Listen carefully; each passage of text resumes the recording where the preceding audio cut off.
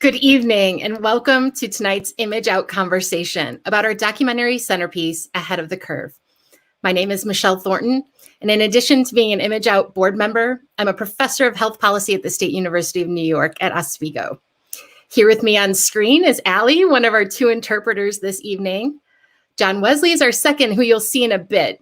Thank you to both of you for helping make all of our programming more accessible to a broader audience. Now, before I bring in our very special guest tonight, I'd like to share with you a brief introduction to the film that we'll be discussing, just in case some of you haven't had the opportunity to see it yet. I'm going to read from the description on the movie's website. With a fistful of credit cards, a lucky run at the horse track, and chutzpah for days, Franco Stevens launched Curve, the best-selling lesbian magazine ever published. Ahead of the Curve tracks the power of lesbian visibility and community from the early 90s to present day through the story of Franco's founding of Curve magazine.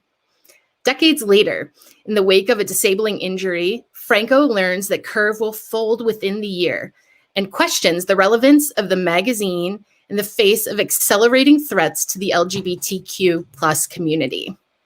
To forge a path forward, Franco reaches out to women working in today's queer spaces to understand what queer women need today and how Curve can continue to serve the community.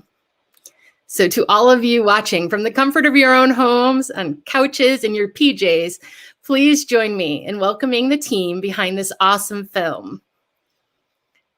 We have the star and founder of the film. Oh, well, first we got everybody on screen. Good. The star and founder of Curve Magazine, Franco Stevens, is joining us. Thank you for being here. We're so excited. That is a surprise to our viewers. We did not know you'd be joining us today, so we're really excited about that. And in the box with you, right, is director Jen Rainin, who is not only the director, but your wife as well, which gets you guys in the same place. And then, of course, below us there, we've got producer Rivkah Beth Medow as well. So thank you guys all for being here this evening and spending some time with the ImageOut audience to share with us and dig deeper into your amazing film, Ahead of the Curve. Thank you for having us. We're so honored and thrilled and excited to be part of this festival. Yeah. We are in our second weekend and we have seen all kinds of great things, but this is our documentary centerpiece. And I think that we've got lots of people excited to spend their Friday evening, both hearing from you guys as well as watching the film tonight. That's really an honor. Thanks. You know, for me, this film is sort of this great nostalgic walk down lesbian pop culture memory lane, but also kind of this really critical examination of the changing trends and needs of our community. And that feels so critical in this time where visibility and safety of LGBTQ people can feel at moments like very under threat.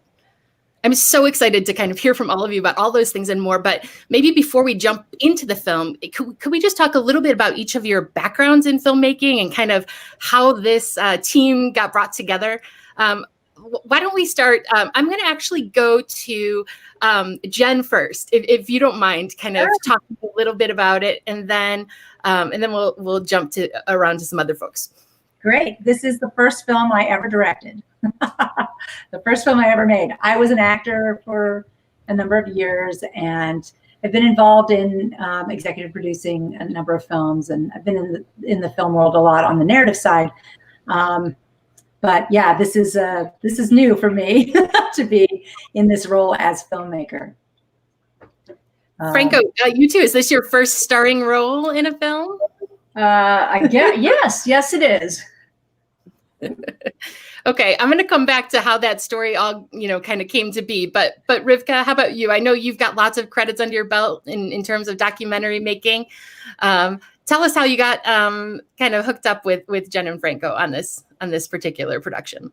Sure. So we've been friends for many, many years. And over the years, this will, go into the next story. But Jen's always been talking about the stories that Franco tells her. And then once the steam started rolling, Jen asked if I wanted to join, and I was like, hell yes. And so we did. And it's just been, I think it's been it's been quick. It's been in documentary time, right? So it's like 3 years since I've joined, and we're just thrilled to be showing it now in festivals, in the strangest festival run ever. Right. And is this the first collaboration that you guys have worked on together? It is, but it's not going to be the last. We're already foreshadowing, I think, right? So where we'll get to kind of what you guys have going on next, definitely. Okay, so let's talk a little bit about kind of how this film came to be. Again, I alluded to this, Jen, for anybody who has seen the film, your connection to the story is pretty clear, right? You're married to the founding publisher of Curve magazine. Maybe you could talk with us about what inspired you to want to share that story, both in terms of Franco's story, but also the story of the magazine. So getting to know this extraordinary woman I married even better in the first years of our marriage, I became more and more inspired by her story and more enamored of like just what she accomplished and the crazy stories that went around her work with establishing the magazine and maintaining it for many, many years. And I thought, this is going to make a great fiction film. I should write a screenplay for this. So I started writing a screenplay. And in doing my research, what I learned was how hard it was to find our stories on the doc side, like to find our heroes and there was so much out there telling men's stories. There weren't a lot for us, and I started to understand this drive that I have to tell this as a nonfiction story for our community, so that it's something that we have for ourselves. So that's really that's kind of how it started, and I really just wanted to tell the historical story, the time from when Franco was outed, through the magazine name change, and really it was sort of a bound story, time bound to about 97 or so, and we were almost through shooting for that story, and something happened, and we got the word that the magazine was struggling and might be going out of business, and it sent this production into another direction, and yeah, that's how we ended up where we did. I want to come back to sort of that pivotal moment here in a minute, but I have to say, so I'm married, right? And I've got some experience in convincing my wife to get on board with things.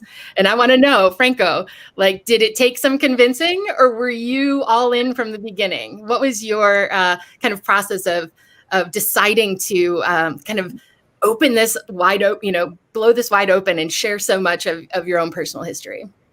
Wow, great question.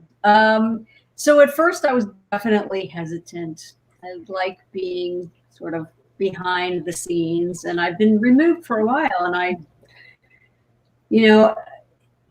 think if it wasn't Jen and Rivkah doing it, I wouldn't have felt as safe as I did to be able to tell some of the hard stories that I ended up sharing. So yeah, and can I add on a little bit? I mean, I know you often talk about the women who worked so hard to get that magazine out to our community month after month after month for so many years, who got so little recognition that, I mean, I remember in the early days of talking about this project, you talked about this is kind of an opportunity for us to tell their stories as well, to acknowledge their work. I think it's got to be an interesting dynamic shift, though, right? From spending a career telling other people's stories to have now that kind of light shone back on you.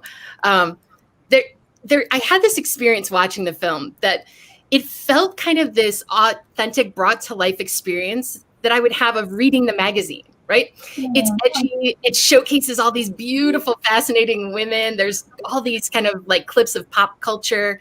And also no shying away from controversy, differing viewpoints. I mean, to me, it really was like if I could be flipping through the pages of a magazine, but on the screen. And I'm curious, because it had that feel to it. Franco, how much of your voice was directing this versus, you know, in the choices of what to highlight? I guess what I'm trying to get at is this more of a biography or an autobiography or some hybrid mix of all of that? I had nothing to do with what got included. She did. I just let them take the ball and run with it. And I said, nothing's off limits. And they made me feel comfortable so that I could do that. Makes me really happy to hear your reaction to the way that you experienced the film. I mean, Franco is probably the biggest inspiration in my life, and clearly was the inspiration, like the way that she created her publication was the inspiration for how we created the film, right down to ensuring that our entire crew was all female and non-binary identified as well. Same thing. Great. Yeah. Thanks for sharing. I didn't know that about the film. I think that that's such an important sort of like homage to the legacy, right, of the magazine. Okay, so I love that, right? That Franco, that you sort of handed over the reins. And I want to talk a little bit about kind of what you've alluded to, and Rivkah, please like jump in here too. This idea of kind of preserving kind of queer women's history. Can you just talk about sort of the process of hunting down all this like amazing archival footage and kind of really what kind of the importance of that role of preservation that this film has taken on? Sure. Well, I mean,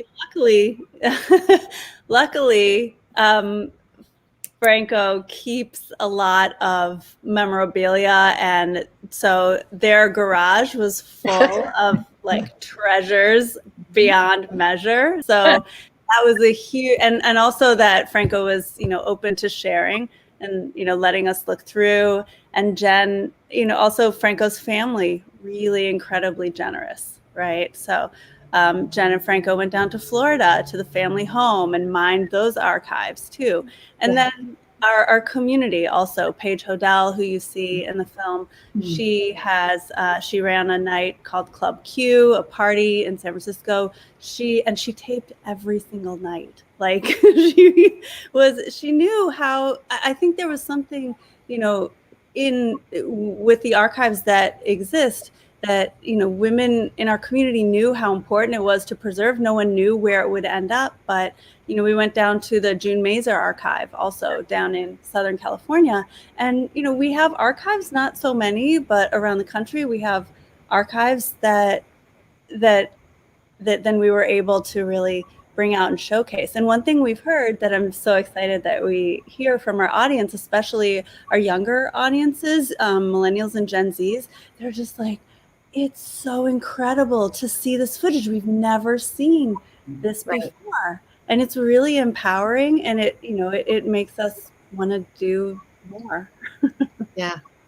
It right, like there's this sense of like kind of opening that scrapbook, you know, from the 90s and flipping through the pages of the things that you cut out from the magazines. And what's you know, kind of unfortunate is that those exist in sort of this disconnected way. You know, we've got an archives here in Rochester that documents the history of our film festival. You know, they're kind of in all of different people's garages and storage units. And so kind of having the opportunity to spend time to bring those together and connect the dots and bring all those people back in had to be just a kind of a fun mystery to uncover. Well, we literally, as part of the process of making this film, created an interactive map that lives right now on our website of all of the lesbian-focused archives that we could find across the country. So because we had that same experience of, well, it's sort of everywhere. How do we know where to find things? And anyway, so that's a work in progress. We want to continue to build that out, but hopefully it'll be a helpful resource for other folks as you begin to look into our history. It's such an important, I think, service and just kind of offshoot of the project, right? It keeps that living on. And so know that we all appreciate that part of the work as well. You know, you mentioned, and I was really curious about this, right? Like, did the idea for the film come before this super pivotal moment that's happening, or was that pivotal moment the catalyst to start telling the story? And so clearly it sounds like the work was in progress. And then this call comes, right? Like, so you're sort of in the right place at the right time to create this massive shift in the story arc. Yeah. Can you just tell me, before we dive into like the content of that, like how that changed some of the messaging, how did that shift? I mean, did that change your production timeline? I mean, like, how did just like the work, like, did suddenly you realize, oh my God, now we're making a different movie? Like, can you just, whoever wants to jump in on that part of it. Go, Rivkah.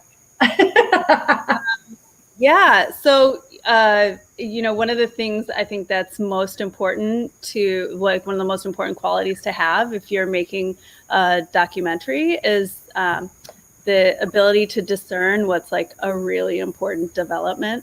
And that moment that Franco shared that she got this email and then a call from Silka, we knew, like, it was like everything dropped into place and we saw the path, because it was a bridge really from the 90s, all this work that Franco and the women who created Curve, that whole magazine, all of that work, they were doing really intersectional work in the 90s and really laying a lot of groundwork and, creating, there's that idea, if you can't see it, you can't be it. And really, connecting that to so much of the movement work that we see today there was just this beautiful bridge to that. And that Franco was really open to sharing and letting us track was amazing. We have inspired a question from one of our viewers about, here we go. This is from Jane Griffin. Did you work with the Lesbian Herstory archives in New York City at all? We tried. Oh, it sounds like there's a story there. Yeah, we had kind of an amazing production trip to New York and spent a fabulous week. We had made an appointment to go and visit the archive, and we took our car around into Brooklyn and pulled up to the Herstory Archives door, and we walked up all excited to go through the stacks and have our appointment, and there was nobody there. No. Oh God. So there's a picture of us online with this face. Yeah. In front of the third story. It's all volunteer run, so we understand. And then we later did license one photograph from them. So we did technically work with them. But yeah, we didn't, we were sad. So next time we're in New York, we definitely have to remember. Yeah. There's a story here, right? About like the resources being available for, and the funding. There's probably, we could dig deeper and talk further about that. But I want to switch gears a little bit. And I would be remiss if I did not ask about some of the seriously star-studded interviews that really tell part of Curve's story through the eyes of some amazing lesbian icons, right? You guys have Melissa Etheridge and Leah Deliria, Suzanne Westerhofer, lots of other people. And at the risk of revealing myself to be a huge fangirl, how much fun was like that component of the process? Like, who got to make the decisions? Who was there jockeying for who gets to do the interviews? Like, tell me all of the story about that part of it. Well, Jen, you have to tell the story. You have to tell the story of Melissa. Okay, so yes, Melissa Etheridge was the first celebrity to agree to be on the cover of Curve magazine. And we knew we were going to reach out to her, of course, wildly intimidated, this massive rock star who's a giant fangirl going on right here. So one night I was being very productive and bold and reaching out to the managers and assistants and agents of some of the cover girls from the magazine who were approaching to see if they might consider maybe granting us an interview. And I sent an email off to Martina Navratilova's manager. And I thought, good job. Went to bed and feeling all good about myself. And I woke up in the morning to an email back that said, I do not now, nor have I ever represented Martina Navratilova. And I thought, who did I send that to? Oh my gosh. Right. So I did some quick digging and called in a huge panic to poor Rivkah and figured out that I had accidentally sent that request to Melissa Etheridge's representation. Oh no. So I Which quickly, is something you never do. it's You never, unlike me. yeah. Yes, I'm a Virgo. I'm a detail girl. But yeah, I was horrified. So I quickly crafted an email, you know, giant mea culpa. It was the evil email gremlins that, you know, somehow invaded my, I don't know. Anyway, but the representation for Melissa immediately responded and said, "Oh, no worries at all. Hey, if you want Melissa, I'll pass it on to her." And within like an hour, she wrote back and said, "Yeah, I'll do it." So she was the first celebrity to agree to be in the film and in the magazine. Yeah. All right. Right. There's some good parallels there. I loved it. I have to imagine that even for her, right? Like that was a big moment for her career as well. And just kind of the opportunity to kind of come be part of this was probably felt a little like coming home too. She is a lovely, generous person for sure. Yeah. Jen, so tell me, did you find anything out or learn anything about Franco that you didn't know before through through those interviews or any of the digging? Yeah, I mean, you know, I talked with all of her old girlfriends. I talked, you know, like old colleagues. Old, you know, yeah, I found some things out. She's even hotter than I thought. Love goggles. You win, right? I so win. Yeah. Oh gosh. It's nothing like opening up your ex-girlfriends to your wife, on screen. They were so generous, but you know, I was really moved by how hard it was to get folks to dish about Franco, because they're so the people who you have surrounded yourself with throughout your life, they're so loyal to you and so they just love you. And I think it's because I love them. Like I really have surrounded myself with, like, the women who have made the magazine, you know, for all those years. It's like the most incredible group of people I've ever had the honor of knowing, nonetheless working with. That's the mutual respect and admiration is there, huh? Yeah. Comes through. I think it's a good time to segue into talking about the community. And really, I think at the heart of this story is something about the importance of creating community and the just sheer unstoppable power that comes along with giving voice and visibility to a community that previously gone really unseen.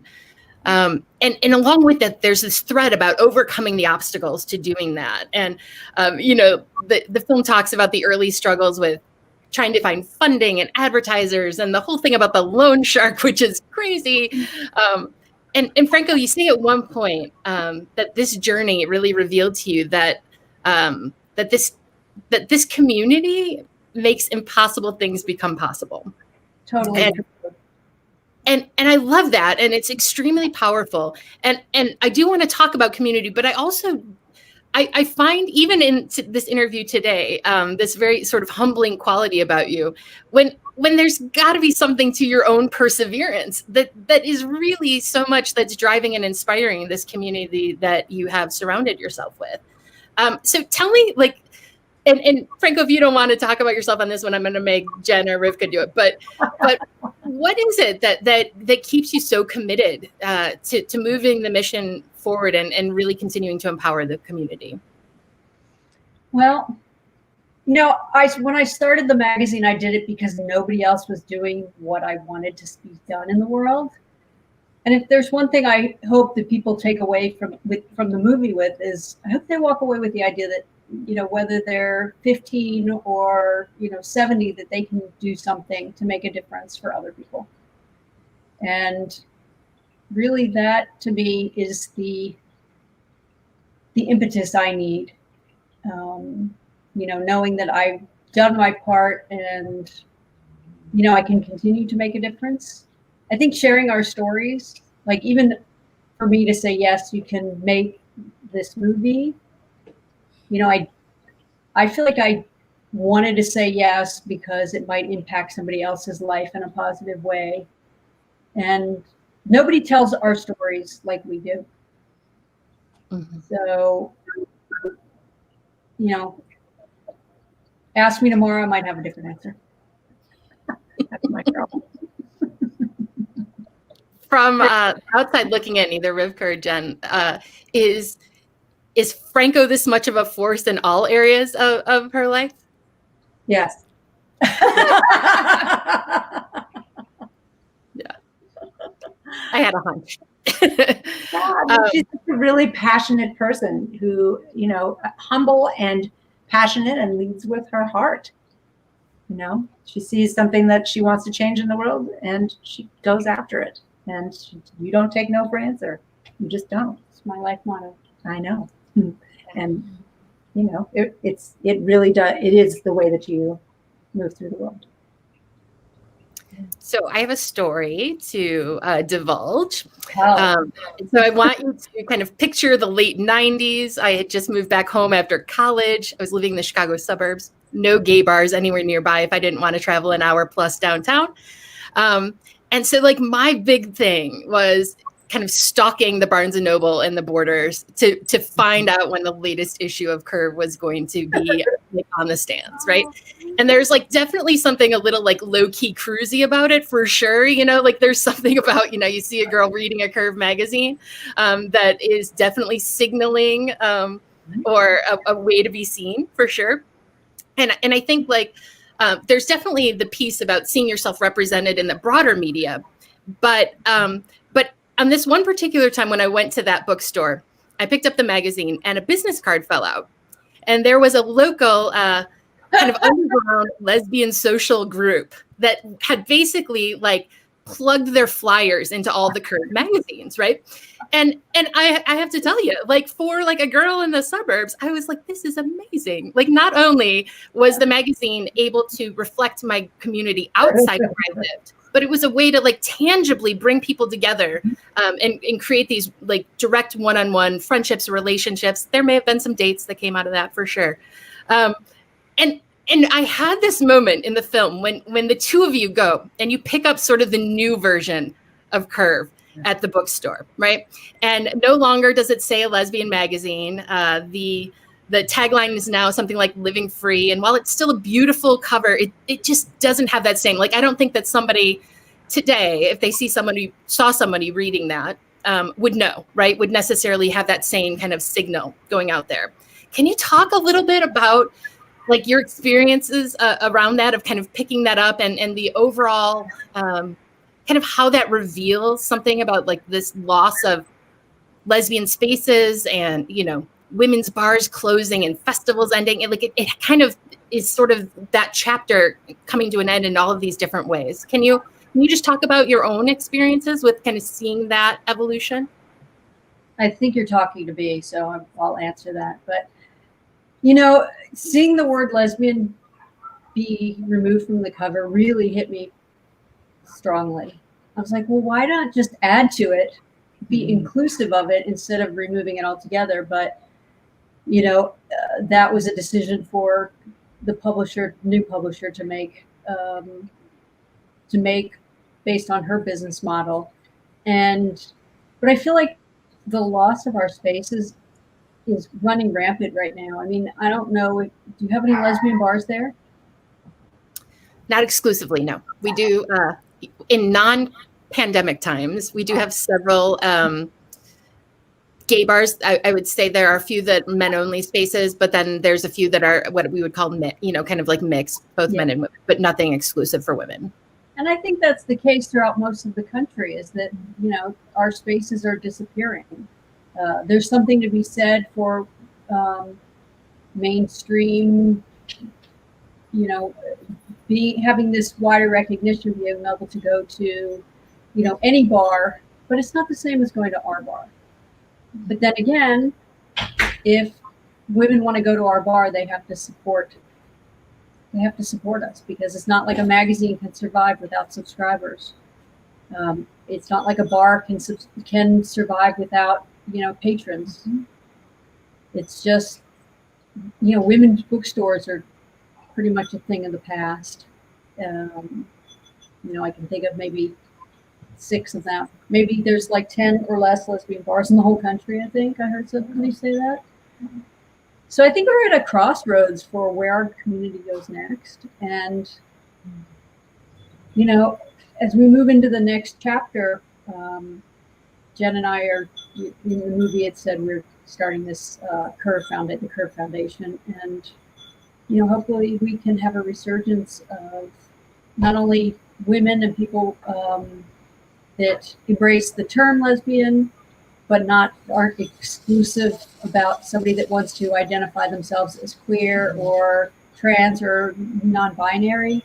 But if we don't stand up and support our own community, then these spaces are just going to go away, and we won't have them. Right.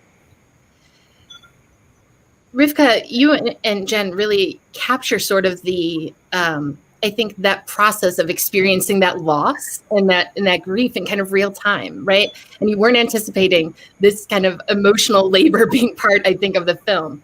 And there's these swings that we see happening where it's both kind of the nostalgia for kind of what once was, but also then the opportunity and the hope in like what comes along with letting things evolve and become something new.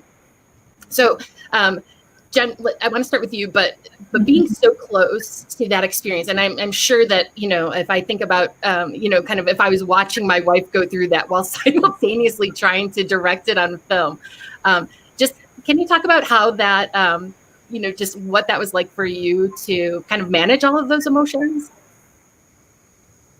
Wow, that's an interesting question. Nobody's asked me that.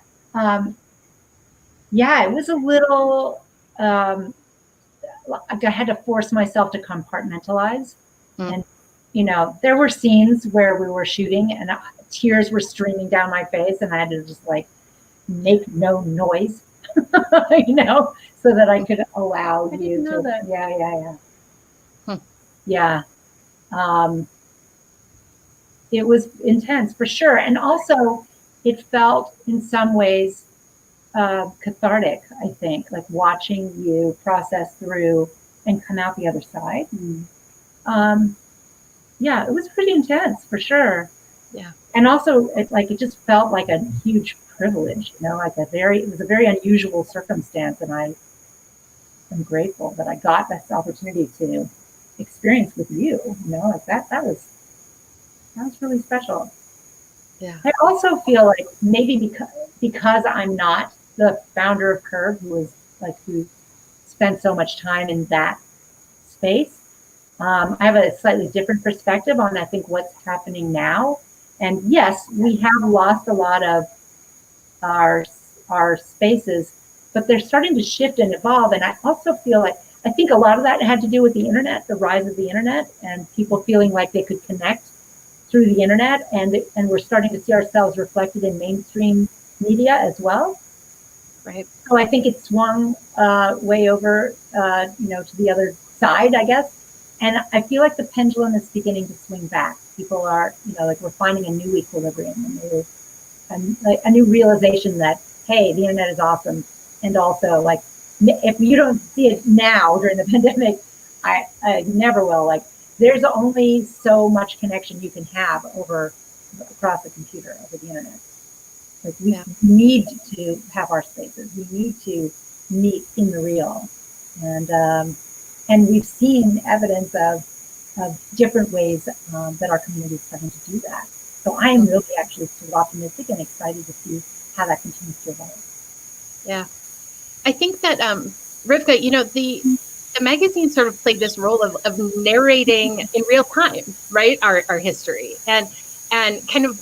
If you look back on it today, the magazine itself is kind of an archive, right? And I think about then this film plays like that similar role of narrating and kind of sharing this transitional time frame as well. Can you talk a little bit about? I think there's one of the kind of current activists that talks about kind of having this link to the things that came before us, right, and to the lineage. Why was it important to document this transitional period and to kind of have that window into that piece of this? Sure, yeah. So that was Denise Froman that you're thinking about, and she talked about connecting with our lineage. And, you know, and Franco, like, really I was going to add on, watching Franco lead with curiosity through this path that I think she never would have chosen, but when the magazine, when she got the call from Silka and this happened, like Franco met it with curiosity and a huge heart, and she was like, well, what does the community need now? And then, you know, it was our job to try to support her in answering that question. So being able to go around, I mean, and meet with leading activists and poets, and, you know, Amber Hikes, who's now, you know, Chief Diversity Officer for ACLU, like women who are making incredible change.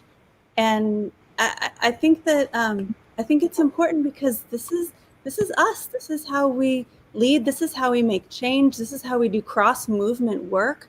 This is how we have an inclusive kind of like lesbian and queer and non-binary people's movement, right? So that's this is our story. And like Kim Catron says, she's like, you know, it's really important for us to be the authors of our own experiences, like, because Jen and I see this as a privilege to tell the story in community, in collaboration.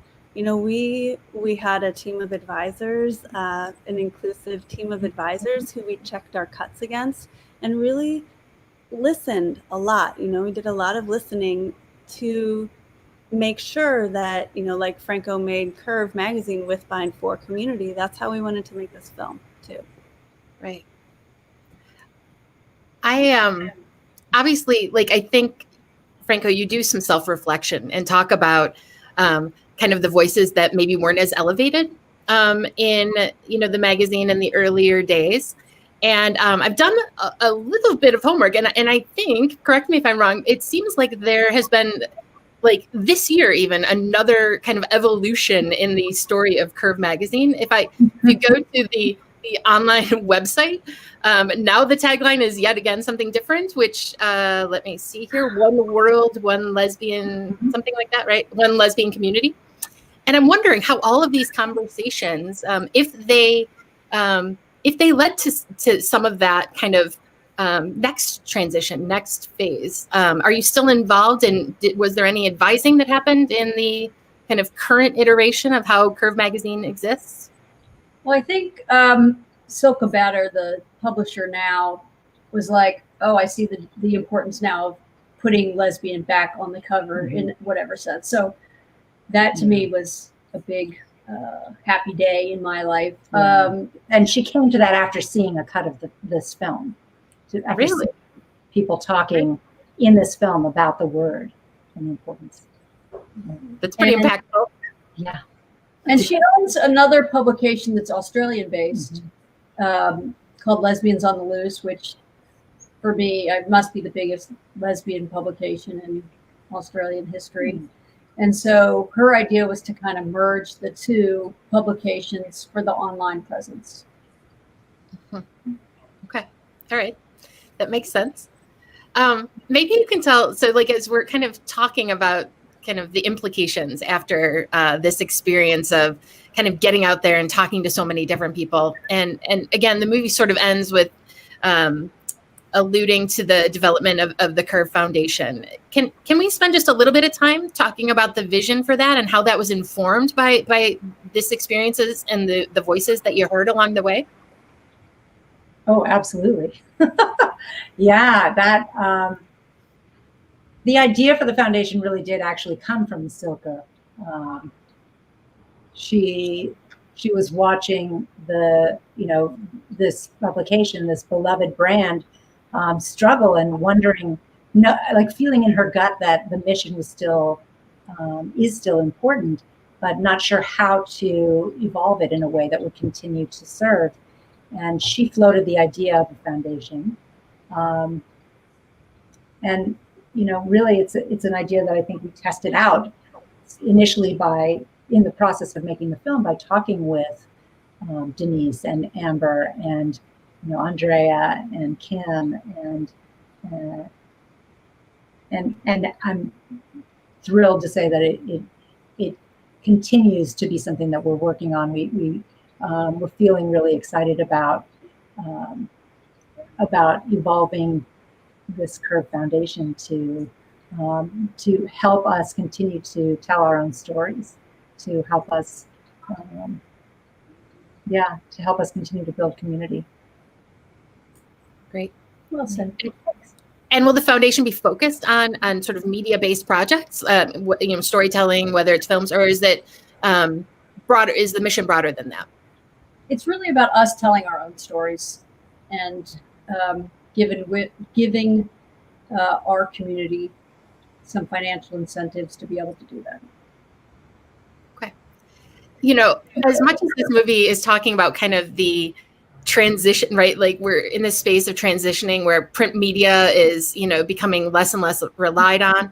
But I think there's some transition in the film industry too, right? Like as we think about the move to streaming, obviously, like, you alluded to, like, this is a weird time to be in film festivals, but also kind of the shorter attention spans of the YouTube generation. So how do you think about storytelling in that new space, and how is the Curve Foundation going to adapt to kind of that new approach? Well, we are going to fund shorter stories too. Some online medium as well as print, and I wish we just had endless funds. So That would be good if we had endless funds. Think of what we could do. I know. We're going to be doing some fundraising is what we're going to be doing. We will be. You're in a home video interview when the dog starts barking. There you go. Right. Perfect. Yeah. But just to clarify, like the Curve Foundation is still being evolved. In the next few months, we'll be launching in earnest. So we're still figuring it out, and we're doing it very much in community, very much the Franco way. Now we should mute. Sorry. That's okay. We've got a few minutes left, and I do have just maybe two more questions for you, and they're both very different. So this one is a little bit more solemn. We've talked about releasing a film in the middle of a pandemic, but the other thing that's going on right now is a pretty divisive political climate. And, Curve Magazine never shied away from opportunities for activism, to talk about legal challenges and battles. And we are 18 days away, right, from the next presidential election. And once again, we find LGBTQ rights and stories being used as this wedge issue. Can you talk about what it's like sort of promoting this film in that kind of climate, and, being out there again, so visible, representing these stories when it's at a time that it's so needed, right? Kind of the positive, storytelling, but also in a place where it's also kind of almost inviting like more criticism from that divisiveness. I mean, when you have a Supreme Court nominee who talks about sexual preference instead of sexual orientation, very much tipping her cards, I think there's real reason to be nervous about the agenda. The Trump administration has never made it a secret about the way they feel about LGBTQ plus folks. And so, I think it's an opportunity for us to talk about your voice and your vote and raising it if you feel safe. We talked a little bit about how, visibility is an incredibly crucial tool for us to use. And if you feel safe, the fact that visibility doesn't equal safety. And so if you feel like you're safe enough to raise your voice in a certain space, then do. And if you don't, then, don't. And so, voting in the U.S., I don't know if this is going anywhere besides the U.S. right now, but is like trying to enfranchise people to vote with the, we've talked a little bit about cross movement lens. We have an ongoing, long time coming racial justice reckoning going on, right?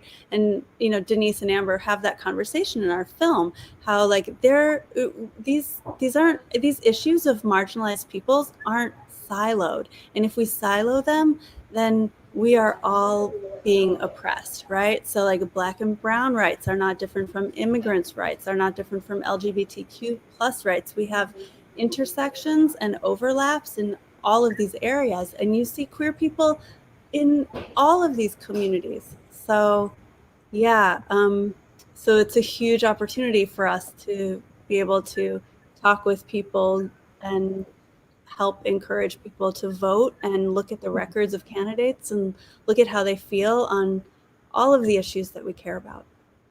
I would add also, we are in such an inflamed and polarized moment. And I think one of the things that I hope that people take from the film is that the conversations, first of all, that we need to have conversations with each other, that we need to be able to accept that for example, the way I identify doesn't take anything away from the way that you identify. In fact, It adds.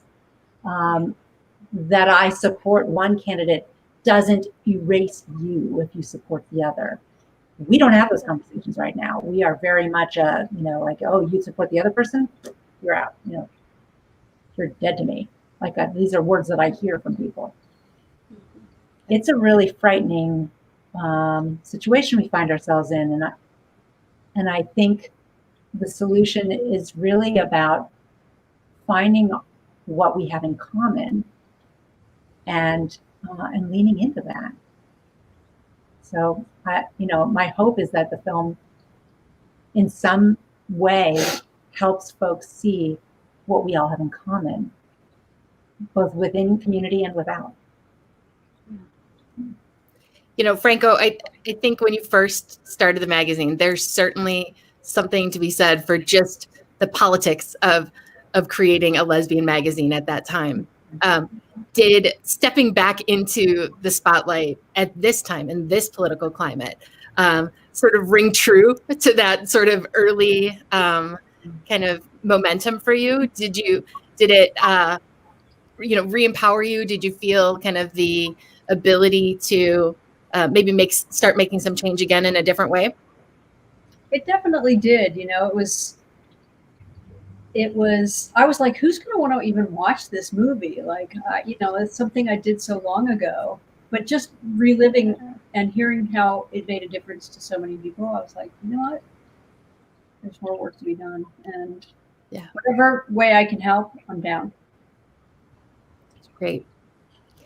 Well, I think that's all we have time for today. So it has been such a pleasure to talk to the three of you, and really so much fun watching the film and reliving so many of my own memories. I'm going to probably go up to my attic and garage and see if I can dig out any of my old copies. Sure. For anybody that has not had a chance yet to watch the film, it just started streaming earlier today on our events platform. We'd love for you all to go there, check it out. Talk about it on social media, help promote this amazing film, and share this shared history and shared community that we all have. I can't say enough thank you to you, Franco, for making the choice when you did to start publishing this, but then also to Jen and Rivkah to bringing it back to light again and letting us really get kind of some of the backstory and insight into what was going on behind the scenes all those years. We really appreciate you being here with us today. Thank you so much. Want to just tell everyone to follow the film, find out updates as we get closer to our wider distribution next year. Please go to curvemagmovie.com. Awesome. We will share that on our social media site as well and make sure that everybody has all of the good links for that. Thank you. All right. Good night, everybody. Thanks so much. We hope you enjoy the rest of your Friday evening. Thank you so much. Thank you. Such a pleasure. Thank you. Hi, babes. You know, wait, no.